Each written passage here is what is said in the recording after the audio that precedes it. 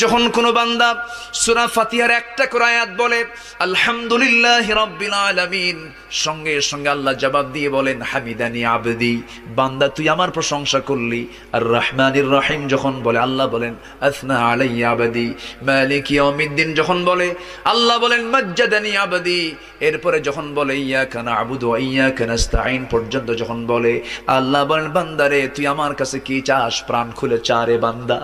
ইহদিনাস সিরাতাল মুস্তাকিম থেকে শুরু করে নিয়া ওয়ালাদ-দাল্লিন পর্যন্ত যখন বান্দা বলে তখন আল্লাহ বলেন বান্দা নামাজের মধ্যে এমন প্রেমের খেলা খেললি বান্দা, তুই যা চাইলি সব আমি আল্লাহ কবুল করলাম। ওই বান্দা যখন রুকুতে যায় আল্লাহ তখন অস্থির হন।